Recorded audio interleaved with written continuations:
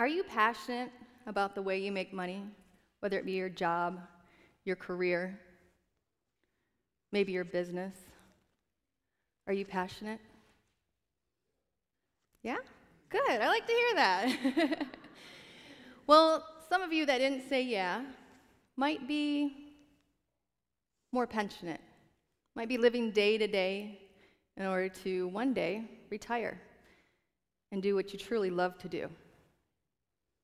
My name's Heather Gomer, and as you said, I'm the CEO of Advanced Flight Training Solutions. We offer flight training services in Oklahoma City at Sundance Airpark.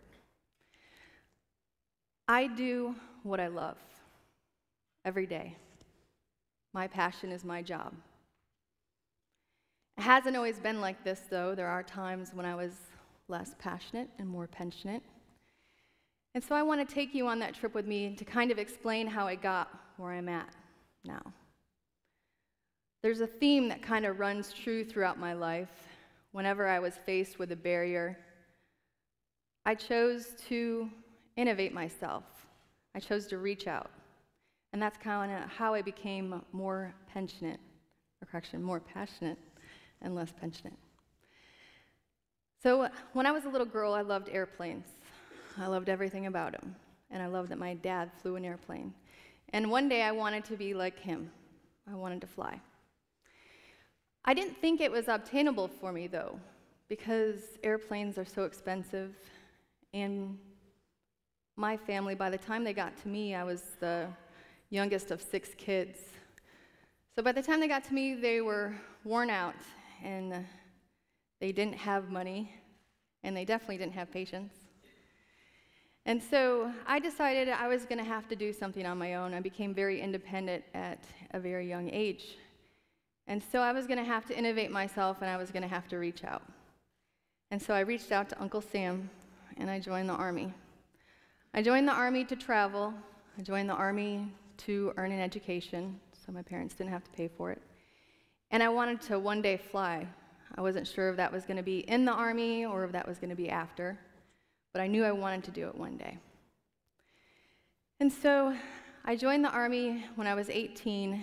I got to travel, got to go to Iraq, got to go to South Korea, all the wonderful places. And I got to pay for my education. And then when my 5 years was up, I decided I wanted to fly, but it wasn't in the Army. I wanted to do it where I had more freedom to do it.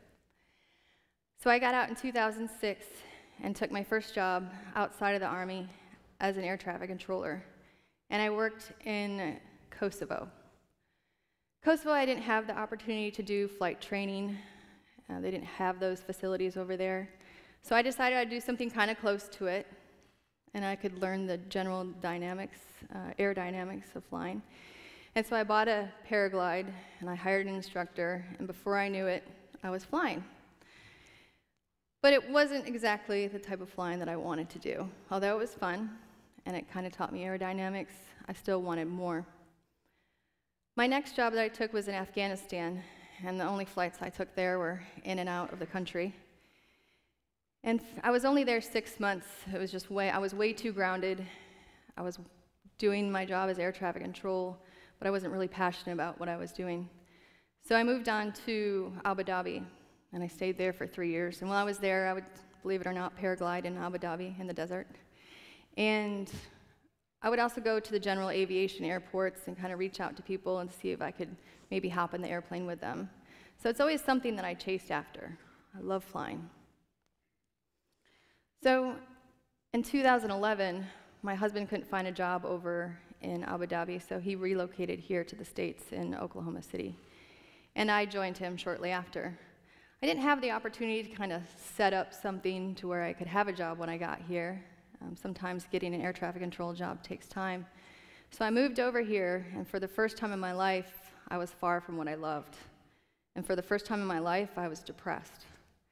And so that taught me that I really needed to follow my passion, that I really needed to get back into aviation. And now that I had the opportunity, I was here in the States, I could start flying. So I went to my husband and I said, hey, maybe I'll just start flying once a week. What do you think about that? Well, at the time, my husband and I were on what's called the Dave Ramsey plan. Does anybody of you know what that is? Okay. So we were on the plan where we needed to be on a budget, and that really wasn't an option for us. At least we thought. Dave Ramsey, that's actually Dave Ramsey cutting up my credit cards. So I talked to my husband and I said, well, look, maybe we could just shuffle a few things around and I could fly once a week. And we kind of fit that into our budget. And so I started flying once a week and I loved it, but I needed more. I wanted to get my private pilot license and I wanted to fly my friends and family around. I wanted that freedom. And so I looked into ways that I could innovate myself, I could reach out, and I researched online and I found a scholarship through the Oklahoma chapter of the 99s. And before I knew it, I had enough money to finish my private pilot license. Well, that wasn't enough. Now that I had my license, you know, just like when you're a teenager, you want something to drive, right? So I wanted something to fly. And so, again, Dave Ramsey plan, probably not the best investment decision, right? Yeah. So airplanes, they're not the cheapest things to own. It takes lots and lots of money to own an airplane. And so when I went to my husband, that idea was shot down right away.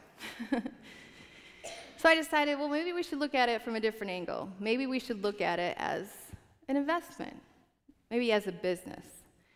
So I thought about maybe if we owned an airplane, we could rent it out, subsidize the costs, and I could still enjoy flying. I could fly my friends and family around. And so what we did is we talked about it for a little while and decided, hey, let's start a business. Let's use this airplane as a business.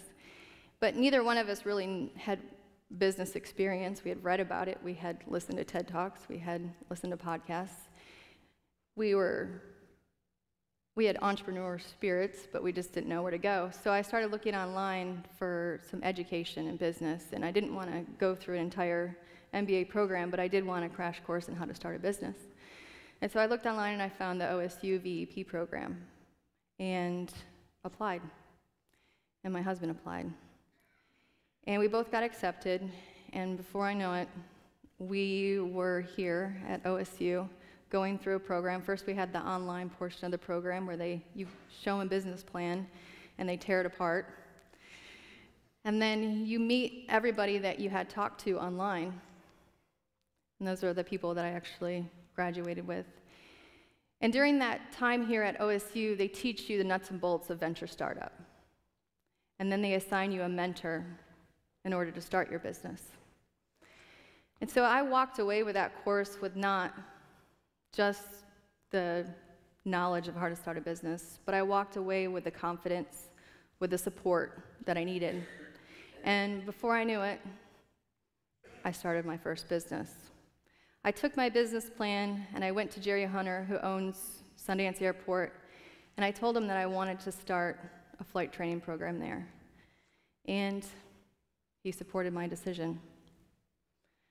I would never have got to where I am now if I had not done two things.